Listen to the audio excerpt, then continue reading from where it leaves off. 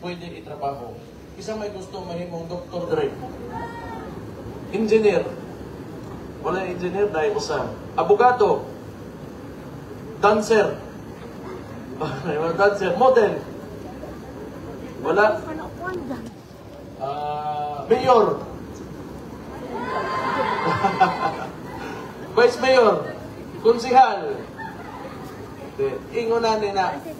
Bisag unsa inyong gusto ug magtuon mo na ay unod ang inyong una-una, pwede ninyong buhaton.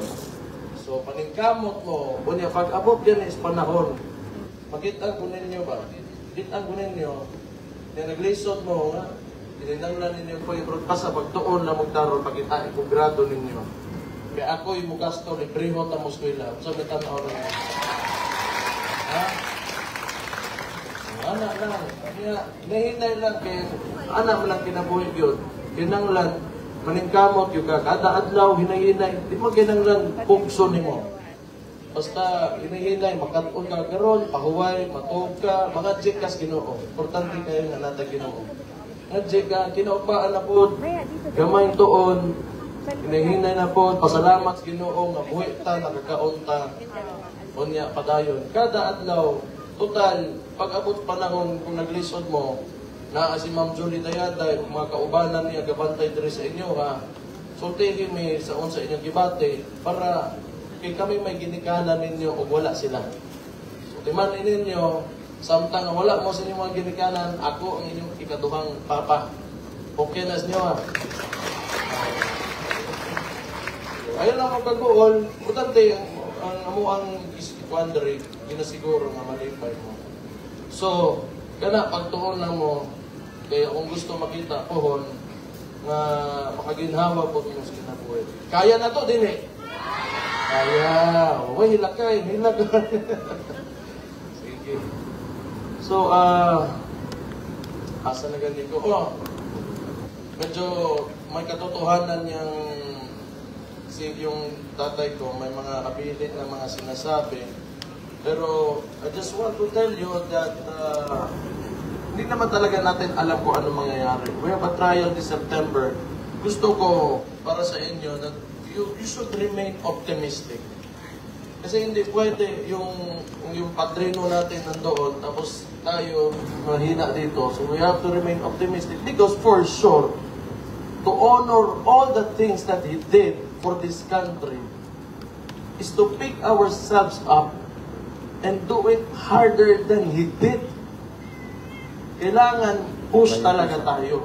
Hindi pwede na nagsakripisyo at ipinakita niya lahat ng kaya niyang gawin para sa minamahal niyang bansa at tayo naman ay titigil lang kasi dahil nandun siya sa malayo or tingin niya wala siya, gano'n. Hindi pwede.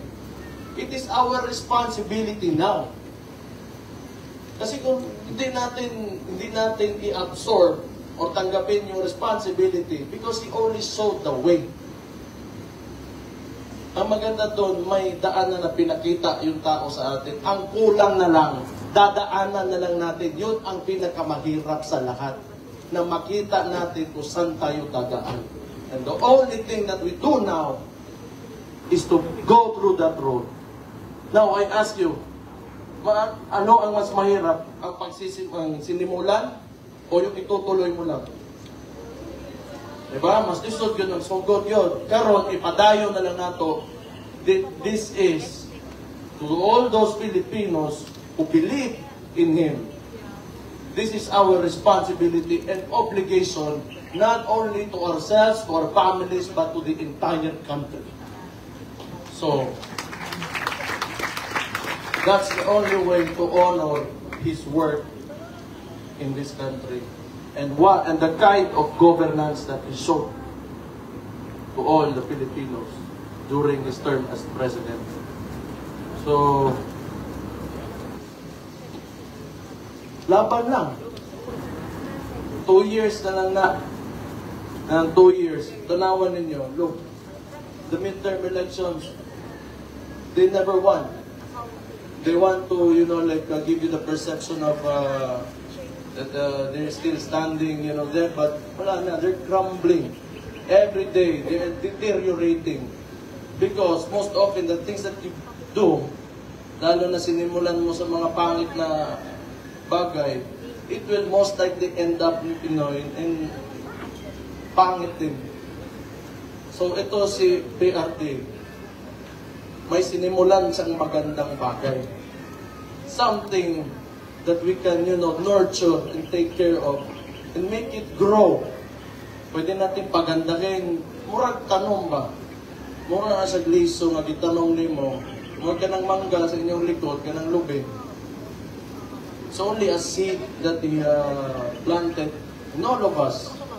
Pwede na ito i-nurture, take care of it, and someday it will grow into a tree and immortalize His legacy as President of this country. So, do not give up, be stronger, and do as He did, fight for your country. Maayong hapon sa inyong tanan. God bless you all.